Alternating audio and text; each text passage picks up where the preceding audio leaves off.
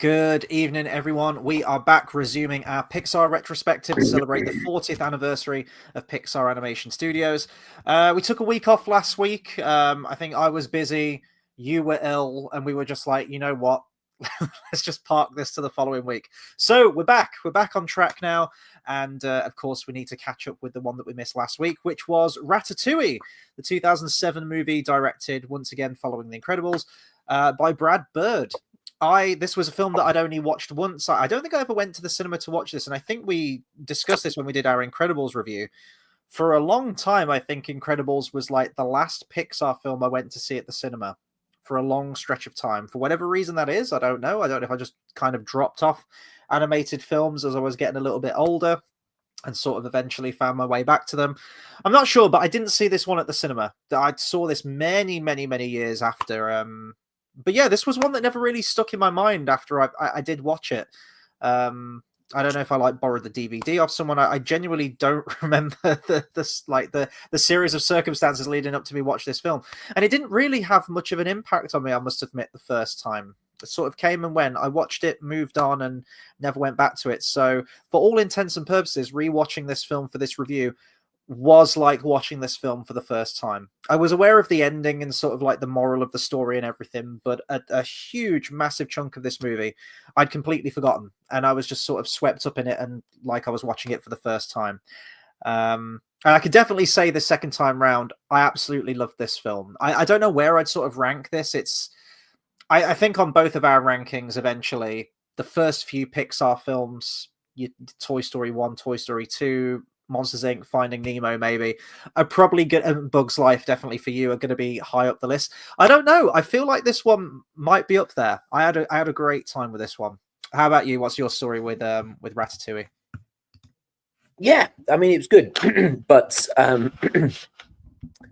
I didn't remember that Patton Oswalt plays the main character. Yeah, no, same. That was a shock to me. Any of the voices at all. I remember the visuals mainly of this, like him maneuvering him as the puppet and all that. But that's all I remember, and that's still the main thing of the movie to me. Like the voice acting's cool and I really like it, but if they weren't there, it still would have been a good movie. You know, it's a good visual movie that kind of like WALL-E in a way, where it could have been told without voices. It could have done that. It could have easily, been done that way. I mean, obviously there'd be, with the things of the whole, we don't steal, we steal trash because no one, all that kind of stuff. Obviously that wouldn't be technically present, but it could still work as a movie, as a visual movie, Yeah, and I think this definitely does have a lot of fun with its visuals, sort of going off what you said, where Remy the rat is controlling Linguini like a marionette puppet. It does lead to a lot of really, really fun physical comedy in this kitchen setting. And one of my favorite moments, one of my favorite scenes, is almost like the training montage where Linguini and Remy are trying to work out how this controlling marionette puppet thing is going to work, and he's knocking food off the table, he's throwing stuff out the window. It's really fun, kind of like slapsticky humor, and I think it's something that I imagine the animators would have had a lot of fun with. How crazy and wacky can we make some of these movements and everything.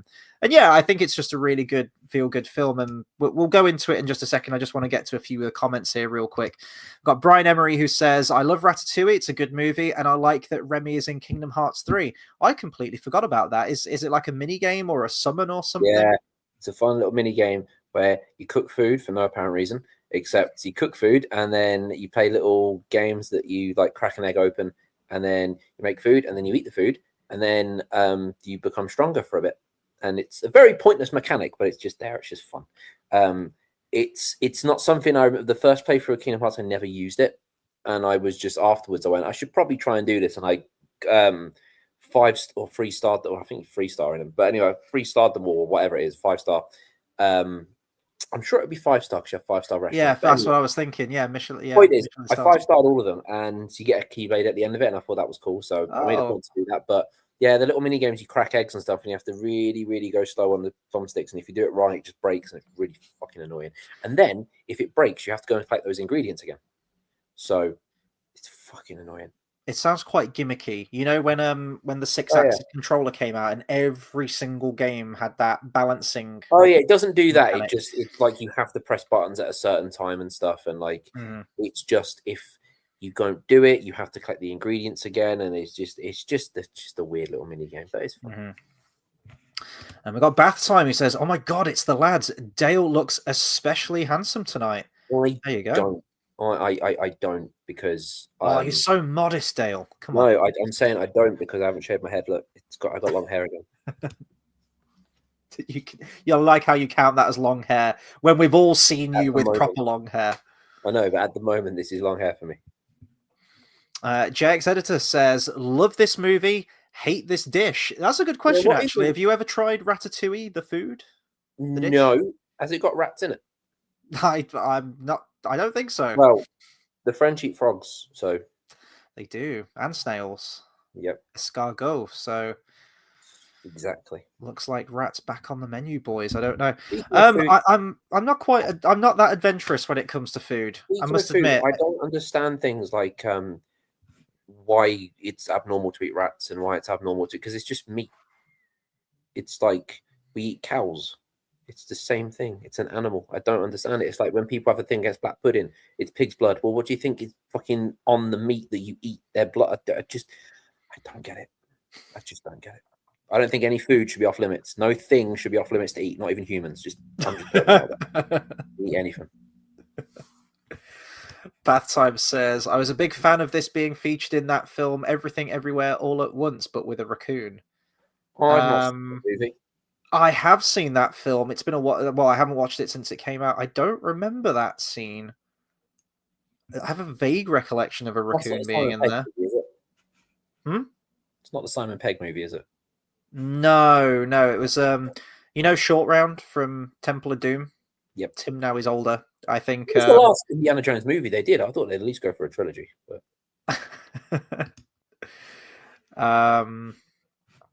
Oh yeah, there we go. Bath Time says it's to do with domestication, Dale. What, rats? We don't domesticate rats, do we? What?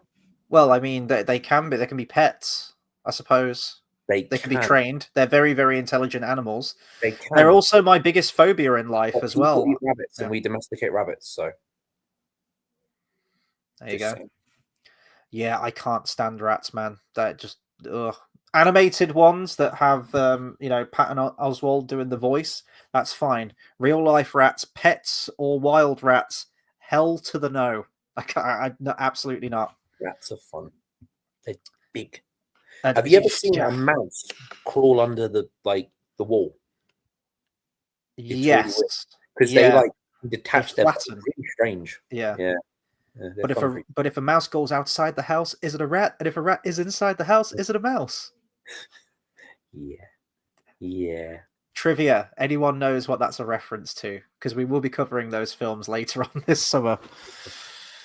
Rats are absolutely terrifying to me. And the fact that they are so intelligent and problem solving and really nimble with their paws makes them even more terrifying to me.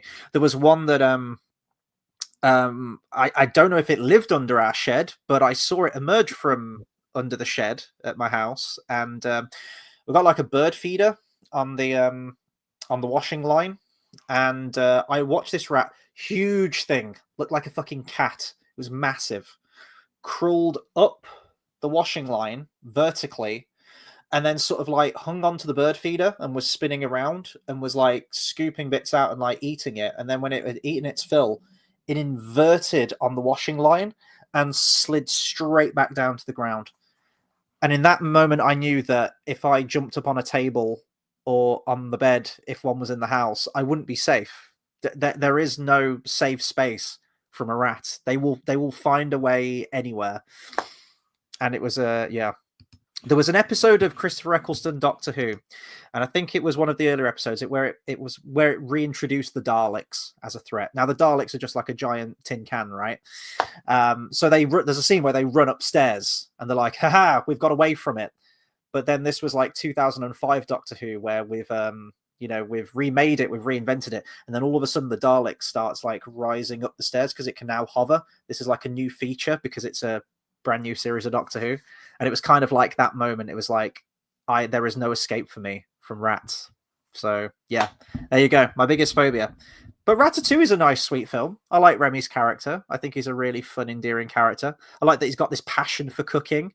And one of my favorite elements of it as well, which I think is visualized absolutely spectacularly. It's actually one of my favorite bits of animation in the film.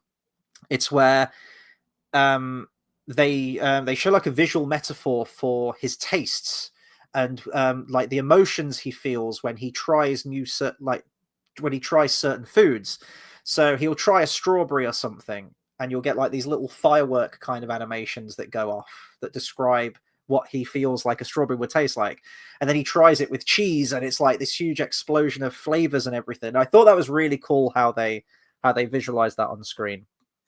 Yeah, I mean, like I say, I think the biggest thing about this movie is the visuals, is the animation. I think that is the biggest thing that carries in this whole thing. I think the voice acting is great, but I do think, like I say, because I've watched it twice, yeah, including this time, and I never really remember too much about the voices and about like, even though the voice acting is good, I remember more about the visuals and how it's just funny, and it's that's the thing that stands out to me rather than the specific story or whatever, Yeah, no, absolutely. I think it's a very good story. I think it's very, very well written, and I'll agree with you in that. I mean, Pixar has done this before, where it will cast big celebrity names. It doesn't always do it, and I mean, there are some big names in this one, but I think you latch onto the characters more so than the voices. For example, I didn't realize that Sir Ian Holm was in this movie. Bilbo Baggins himself, who was actually cast in this movie because Brad Bird really loved his performance in the Lord of the Rings trilogy. I now I have this information. I feel like I need to go back and watch a bunch of the character's called Skinner in this movie. He's the sous chef, and I need to go and watch this again and really listen out for Ian Holm's voice because yeah, absolutely disappeared into this role, and I wasn't really listening out for celebrity voices or anything like that. A lot of the voices were a shock to me when the credits went up. For example, you've got Anton Ego, who's the food critic, who's got a great visual as well. He almost reminds me of a Tim Burton character. I think they mentioned in the behind the scenes for this that they modeled his character. The animators modeled Anton Ego's character after a vulture, which I can kind of see now has, this huge lumbering thing sort of like looming over everyone. And Peter O'Toole does the voice. I didn't know it was Peter O'Toole, and then the credits went up. So yeah, it was kind of a shock to see how much talent was in this film. My favorite is Django. I like Django. Django's cool, yeah. Django's fun. I like his voice. Can't remember who it is that played him, but I like his voice. I think he is cool. Let me have a look. Django, Brian Dennehy. He's good. I like him. He's my favorite. This film did very, very well at the box office as well. So a budget of 150 mil, and it made about 623 mil overall. And it was the second highest grossing animated film that year behind Shrek 3. This is definitely a much better film than Shrek 3, but you can probably understand why Shrek 3 made more money than this, because Shrek 3 was off the back of two phenomenal animated films. But Shrek 3 shit. Yes, that was sort of like the beginning of the end, wasn't it? I feel for the Shrek series. Not entirely though, because we've got Shrek 5 coming out, which also looks really bad, but there's still hope. Maybe they'll change the animation style.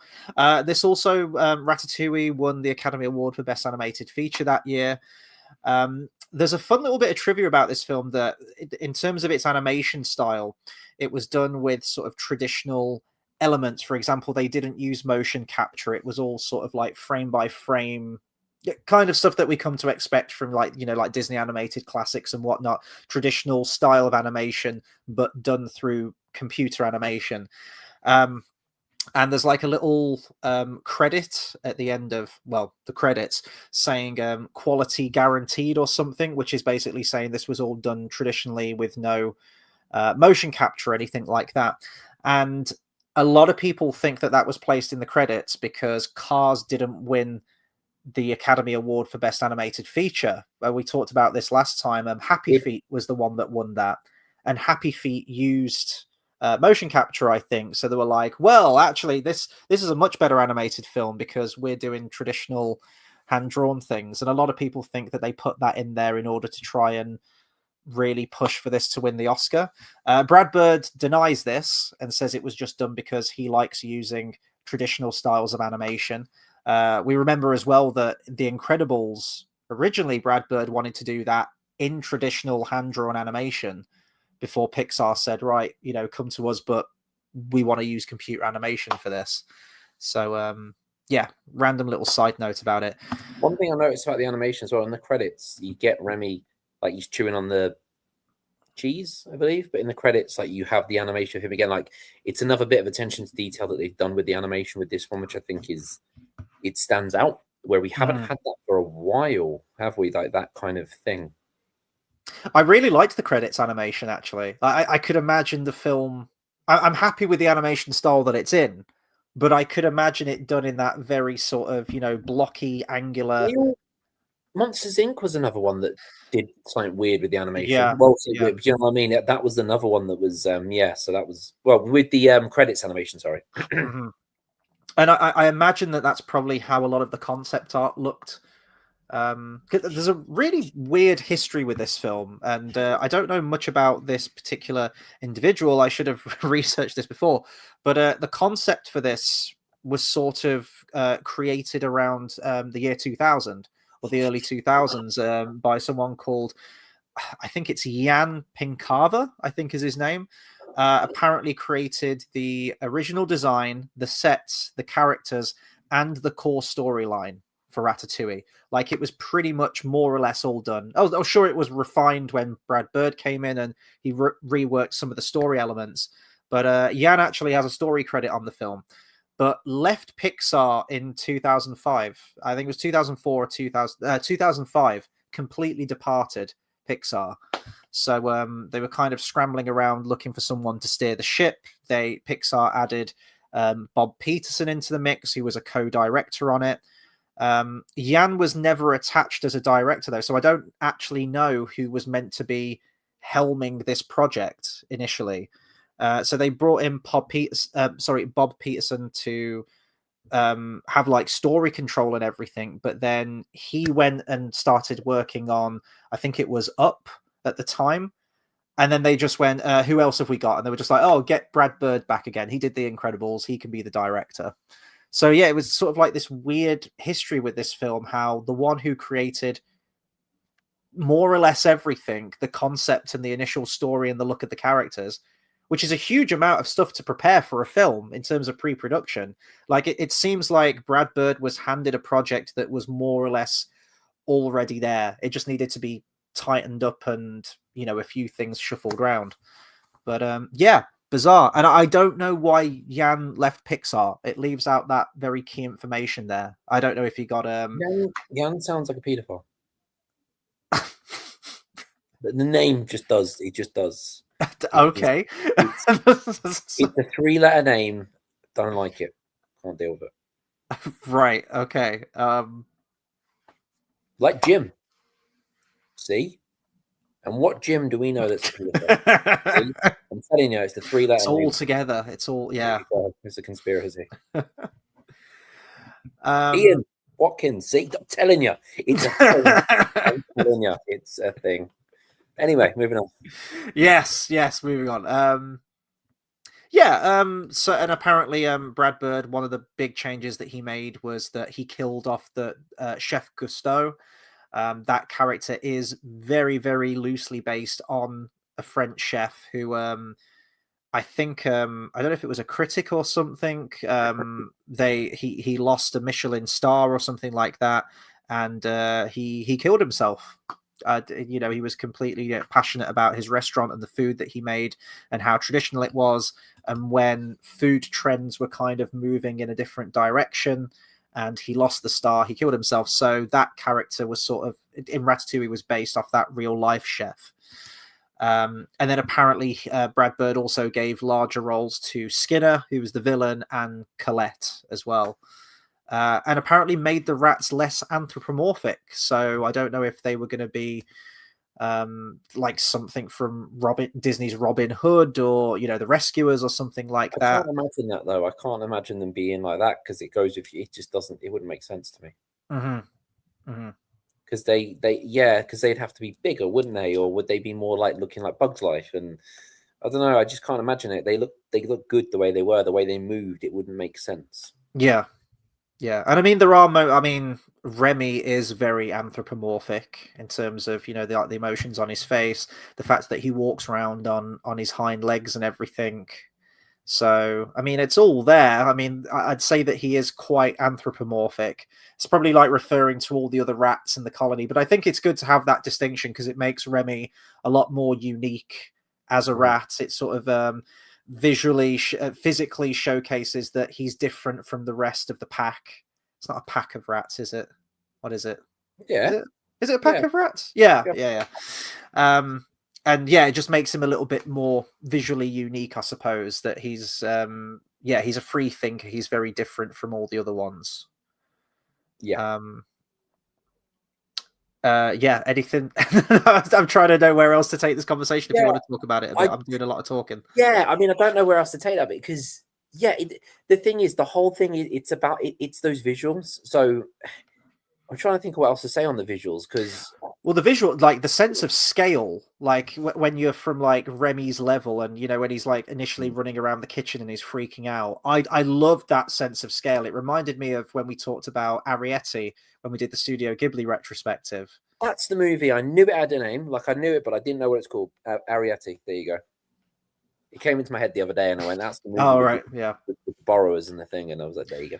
But we talked about the background plates and that sense of scale with the main characters. And I think they capture that environment of the kitchen and the high energy of it and everything very, very well. And the animation you can definitely see has been stepped up with this. And I think moving forward, like the human characters, especially in Pixar, I feel like this has sort of like created that look now. I feel like they've got the template from this film, especially. You can see like the textures and the hair is massively improved from The Incredibles. And I feel like from this point onwards, a lot of the Pixar humans look like the ones from this movie. Fair, there does feel like a massive jump. I mean, when did Cars come out? 2004? 2006. Oh. What was Incredibles? Yeah, because it's celebrating its 20th anniversary this year. So Incredibles was 2004. Incredibles was 2004. That's right. Been 3 years since then. Yeah, you can see the jump. You can really see the jump because obviously that was a lot of humans based. But yeah, you can definitely see the jump in this one. And that I forgot what the technique's called. The system where they have like the lighting on the textures, the subsurface scattering, is that what it's called? I can't remember. Apparently they use that on the food in this one as well, to research it. Imagine this: you're working on Ratatouille, right? And as part of your work trip, as part of the research, you have to go and stay in Paris for a week and eat at 5 of the top restaurants there. Oh no. What an absolute grind. What a horrible time. Apparently a lot of the animators did like cooking lessons as well because they really wanted to make the food look tasty within the film. And I'd say to that end, I'd say that's a complete success. I've never eaten at restaurants like this before. Be the chef. Like yes, yeah. Feel the food. I've never eaten at a restaurant like this. I'd love to, but like the high cuisine and everything. I'm a bit of a glutton though when it comes to food. Like I always see the amount of food on a plate. Yeah, exactly. Because it's a very weird menu, and it's kind of like it's just this. Everything's got weird names, and you're like, I don't know. Is that normal? And it's just weird. But I was a kid, and now I kind of eat anything, so there's a bit of a difference. But still. It's weird. It's when when something has a weird name, it says soaked in this. You're just like, what is that? Oh, it's chicken. Thank you. Just tell me it's chicken. Shit like that fucking annoys me. But just do like the typical British point. That one. You have to sit and dissect what the menu is and just say, is this? And it's like, well, no, it's cooked in this. I'm like, so it's that still. Yeah, but no, but it's not dry. Oh, don't give a shit. Just give me the chicken on the plate, and that's fine. That's why KFC is so great. It might be shit. But it's literally chicken, done, box, eat. Go home. Very simple process. We don't need any more process to our food eating. And this is why, as simple folk, we go to Nando's. Exactly. See? There we go. Although Nando's prices are pushing fucking high cuisine at the moment, I will say that. Jesus Christ. Nando's are closing though, isn't it? Hmm? Nando's is closing though, isn't it? Is it? Yeah. Surely not. No, they are. They're closing. Is this like a late April Fool's? No, genuinely, they're closing. Oh no. They're closing all their branches. I They're don't closing believe all you. of them outside South Africa. Oh. Every single one outside South Africa because it's South African. Well, there you go. It genuinely is South African. It genuinely is. It's not Portuguese like everyone thinks. It's South African. I'm telling you. We've got a question here. Bath Time says, off topic, but I know Dale's a gamer. Have you seen the makers of Kingdom Come Deliverance RPGs are heavily rumored to be announcing a Middle-earth RPG soon? I did see that. I did. And I was like, that sounds so cool. I think that would be great. But I was like, the thing about rumors, every time I see a rumor, I never get too involved in a rumor because it's funny the amount of people that do, and they're like, oh, but it's a reliable source and it doesn't happen. I'm like, it's just a fucking rumor, just chill. Like, so but I did see it and I was like, that would be really cool if it happened. And I wouldn't put it past them because we had Hogwarts Legacy. And as we know, Harry Potter and Lord of the Rings are always quite the fan base. Do you know what I mean? If one's doing one thing, like you said, wasn't there an announcement of Lord of the Rings the exact same day this time round? And it was the same year in 2001. So it's always, it wouldn't surprise me if that was going to be a thing, and that would be awesome.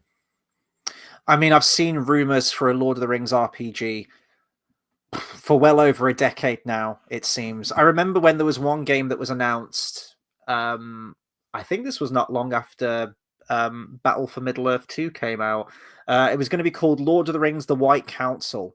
And I remember it was in like all the video game magazines when I was at school, and I was reading about it, and I was fascinated by the White Council as a concept because I wasn't as learned in the lore at that point, but I knew of the White Council. I knew that Gandalf was part of this group, like Saruman, and at the time I think I thought that Radagast the Brown was part of this council as well, and I was really excited for it, and there wasn't much information on it, and then it was quickly crushed. There's been loads of talks, and then we had like the Shadow of Mordor games, which are kind of free roam but not around all of Middle Earth. I don't even know how they would program something of that size, because you'd sort of want to go into like every cave, every cavern, every hobbit hole, like you want to explore everything, wouldn't you? But remember Elder Scrolls 6 was announced? Remember that? Yeah, we're still waiting. A decade ago, almost. that was fun. Pointless. Why did they announce it? Absolutely pointless. Yeah. Let's see. We've got Travis Mitchell who says, "How's it going, guys? And how would you guys do a sequel if there was one?"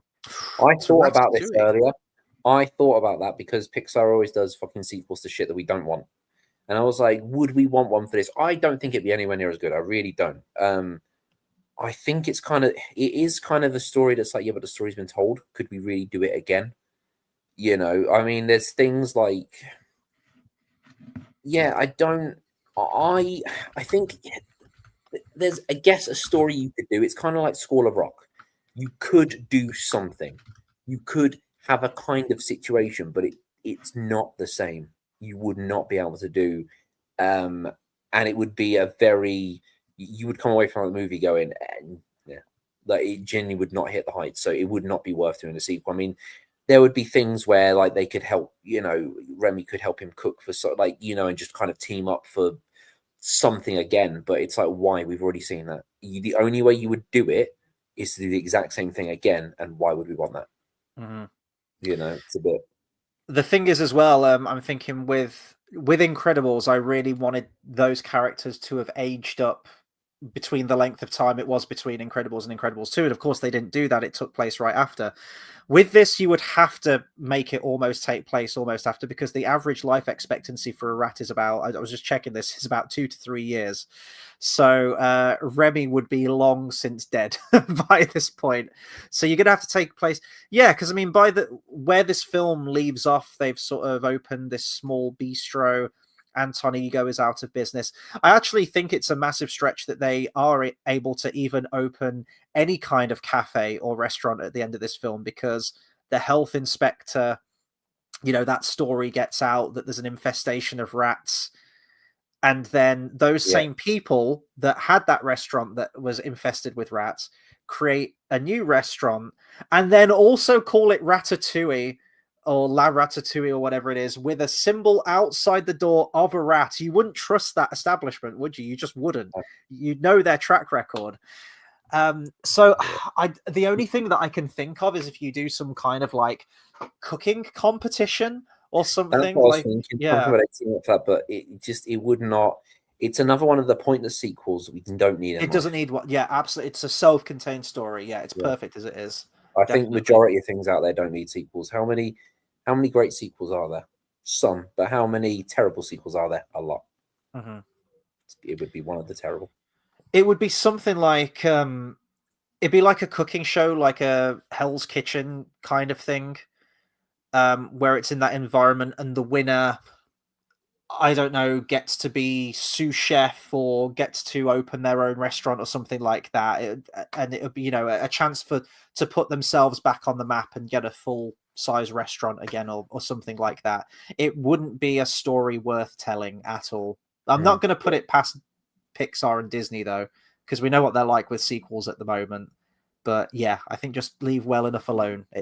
It's fine. It tells its statement. I really like the statement at the end of this, actually. The whole Anton Ego stuff. I really like the journey that his character goes on. I actually think that it opens with Anton Ego, doesn't it? It opens with a monologue from him, like being a food critic and everything, and writing these scathing reviews. It might be to Gusteau's restaurant, I can't remember, but I think it specifically opens with him. And I always thought that was an interesting choice. But by the time you get to the end of the film, and it's really, he's at the crux of everything, isn't he? He's like he's needing to find that magic in food again and recapture that magic and the joy that it brings. I love that moment, man, where he tries that dish and it whisks him back to the feelings he had as a child when his mom used to cook for him. I think Remy should have put the rat poison in the people's food. I think that's the way it should have gone, because they were talking about the rat poison. They were like, this is what humans do. And I'm like, exactly, poison them. But he didn't. Should have. I love that ending monologue where he talks about he understands now what anyone can cook means, which is hilariously misinterpreted by Rian Johnson from The Last Jedi. There's an interview of him where he's talking about the whole Rey is nobody. She comes from nowhere. Anyone can have the Force. And he's talking about that and he says, oh, it's like the Ratatouille thing, like, oh, everyone's got the Force. Everyone can do it. And he has fundamentally missed the entire point of what Anton Ego says at the end of Ratatouille.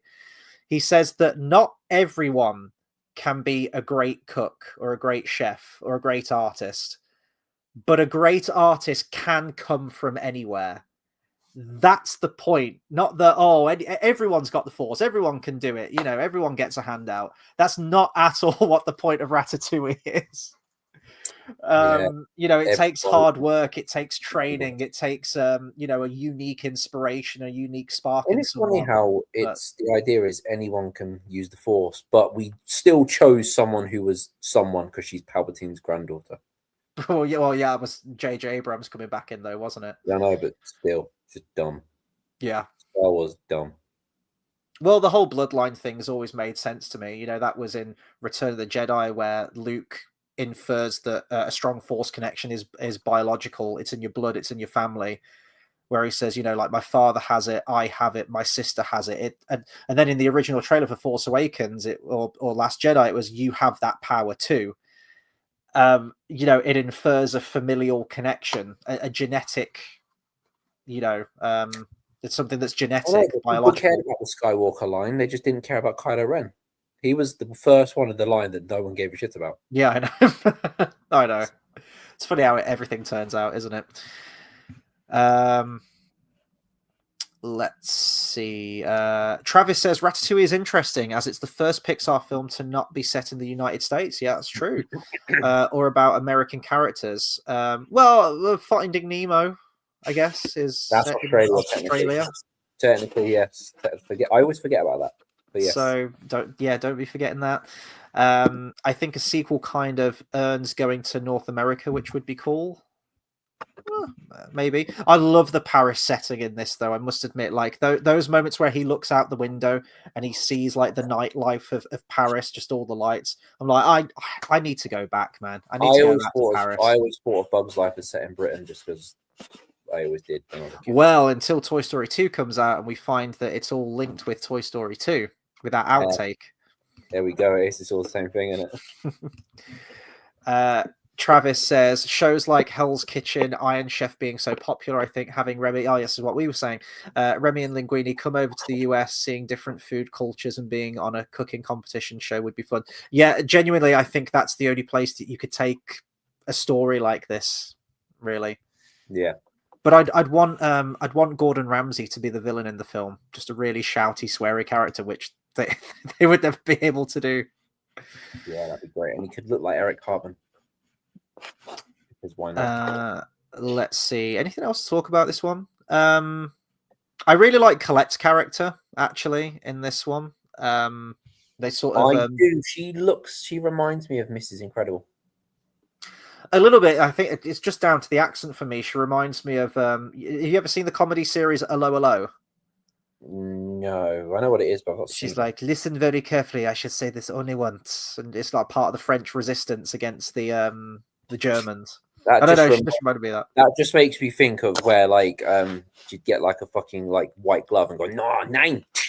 yeah, exactly. That's what made me think of. Yeah, I don't really know if there's I know which question I was going to ask you.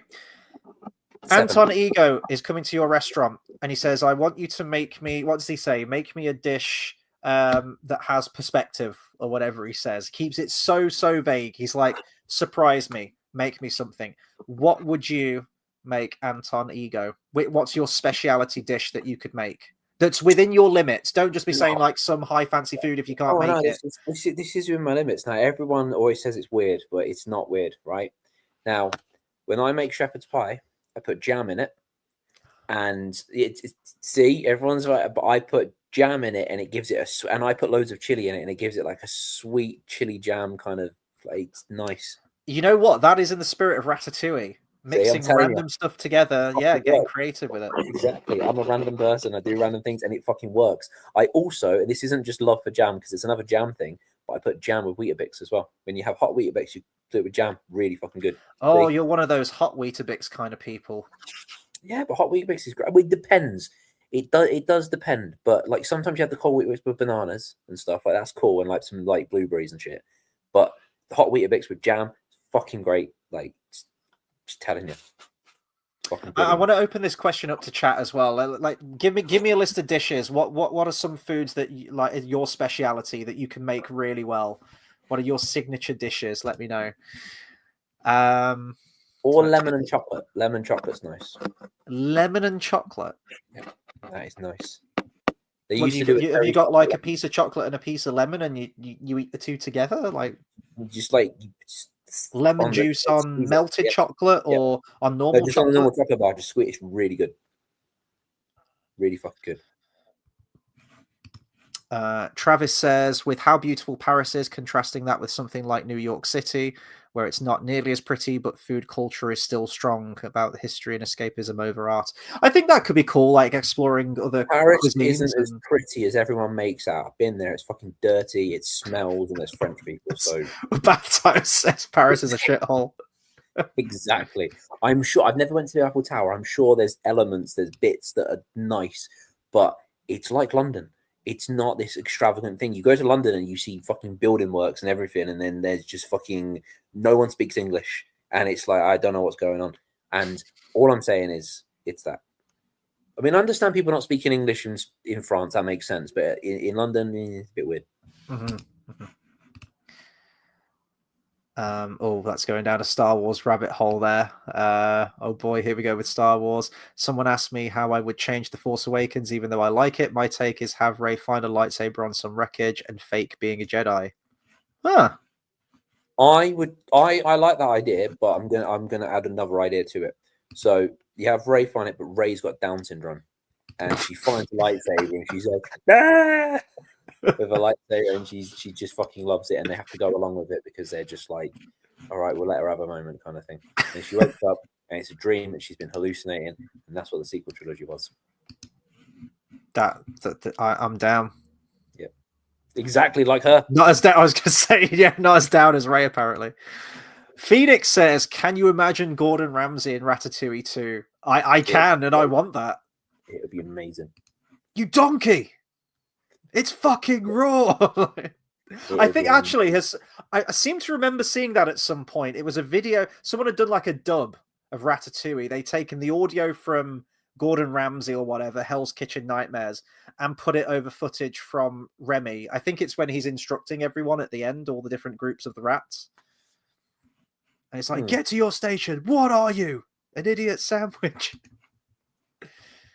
Gordon Ramsay's fun. Let's see. Bath Time says 100% France is class, but Paris is a dump. Go down Saint Denis. I was going to say, in the typical British way, Saint Denis for a football match, and tell me that's a beautiful city. I mean, any weather football match is not a beautiful city, in my opinion.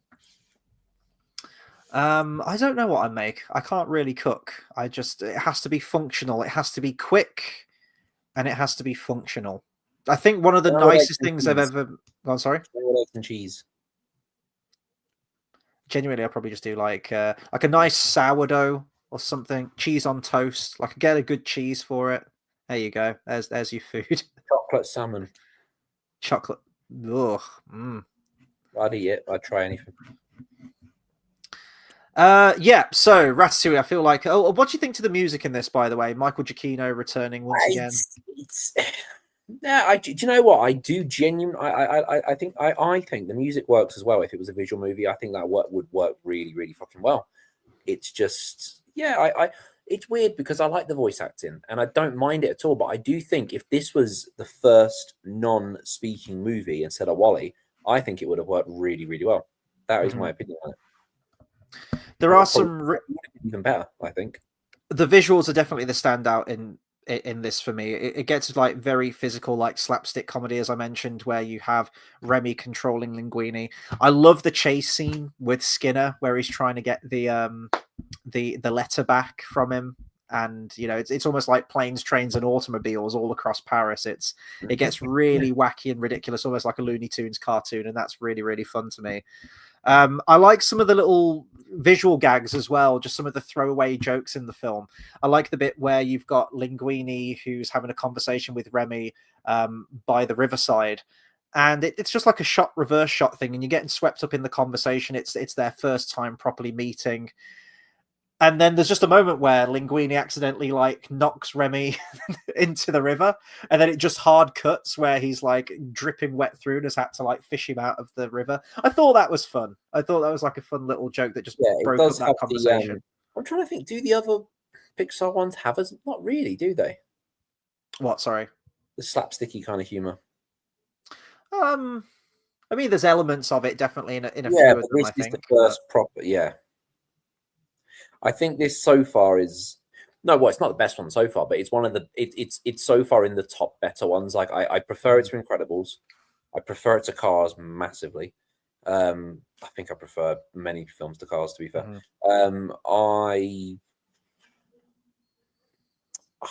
I personally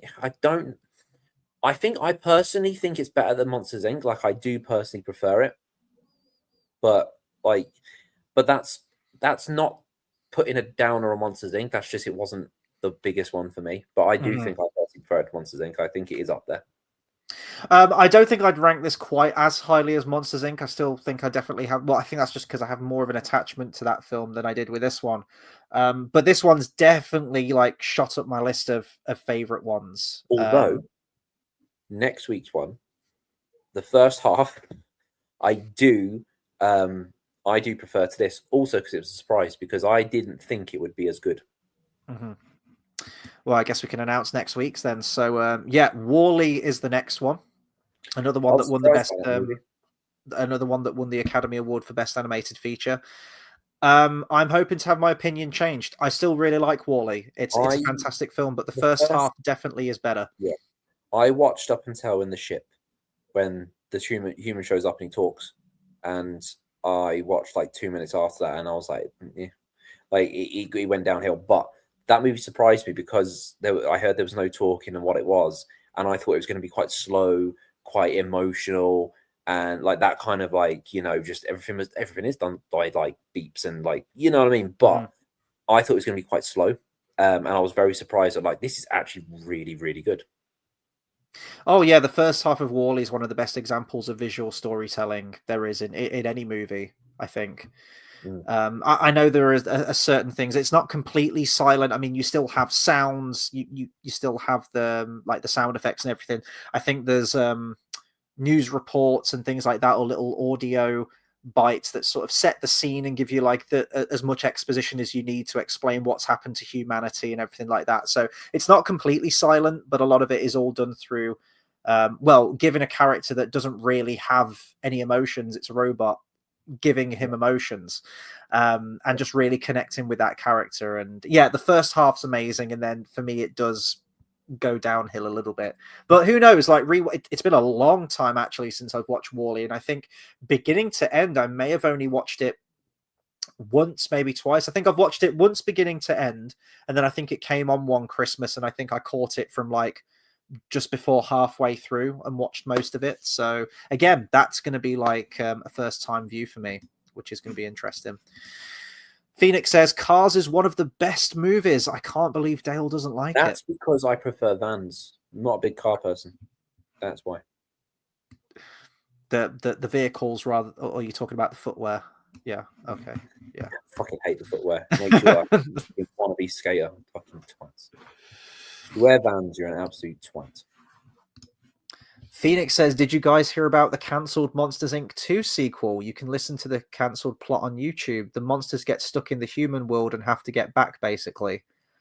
That sounds like a very stock sequel idea, doesn't it? If you talk that does. I feel like I've heard that kind of shit before. Yeah.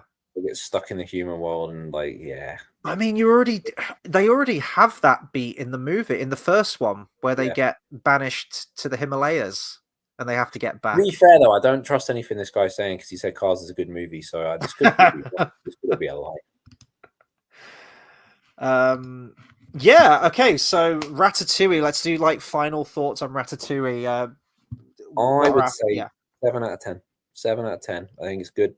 I do think it's up there.